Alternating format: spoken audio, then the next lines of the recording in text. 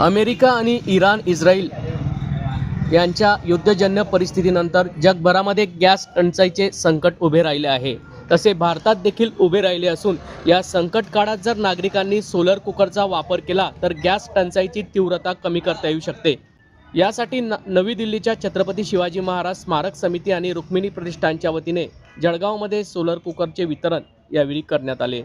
सध्या परिस्थितीमध्ये देशभर गॅस टंचाईचे सावट असून पुढील काळात देखील युद्धजन्य परिस्थिती वाढली तर आज मिळत असलेला गॅस देखील मिळेल किंवा नाही अशी भीती असल्याने या संकटाची तीव्रता कमी करण्यात यावी यासाठी नवी दिल्ली येथील छत्रपती शिवाजी महाराज स्मारक समितीकडून सूर्यप्रकाशावर चालणाऱ्या सोलर कुकरचे आज जळगावमध्ये वाटप करण्यात आले.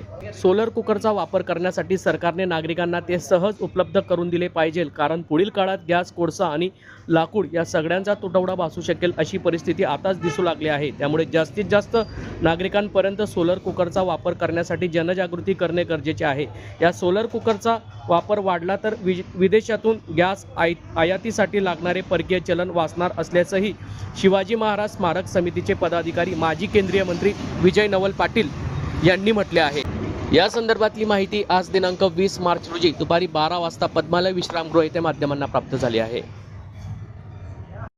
इराण युद्धजन्य परिस्थिती निर्माण झालेली आहे, तर विचार केला तर इंधनाचा तुटवडा हा भासत आहे, तर सोलर कुकर यावर काही पर्याय ठरू शकतो का, काय सांगणार?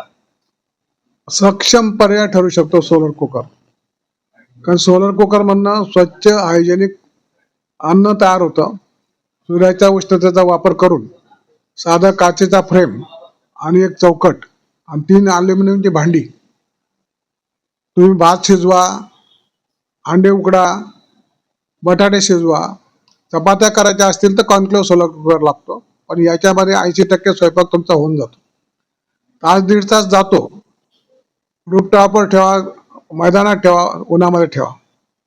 आणि अशा सोलर कुकरचा जर वापर वाढला तर आपलं गॅसचा आयात कमी होऊन जाईल, फॉरेन एक्सचेंजही वाचेल आणि भविष्यात तर गॅस संपतच जाणार आहे. म्हणून त्याचा पर्याय शोधणं गरजेचं आहे. आता लाकूड सुद्धा जंगलामध्ये शिल्लक राहिलेलं नाही. अशा परिस्थितीमध्ये जसं रूफटॉप सोलर मुख्यमंत्र्यांनी योजना आणली आणि ते लोकांना दिली, तसेच सोलर कुकरचं वाटप जर लोकांना केलं मोठ्या प्रमाणात त्याचं मॅन्युफॅक्चर करून, तर लोकांचा इंधनाचा हा तुटवडा संपेल आणि स्वच्छ अन्न त्यांना खायला मिळेल. सर, सोलर कुकर नेमकं गॅसच्या याच्यात नेमकं कसं फायदेशीर आहे? नेमकं फायदेशीर म्हणजे त्याच्यातनं गॅसवर आपण बटाटे उकडतो आणि नंतर त्याचे फोडणी देतो त्याला, तेव्हा त्याला भाजी बनवतो. हे बटाटे आपण उकडले जातात 1.5 तासामध्ये, भात स्वच्छपणे शिजतो, अंडे उकडले जातात, भाज्या उकडतात, डाळ चांगली शिजते.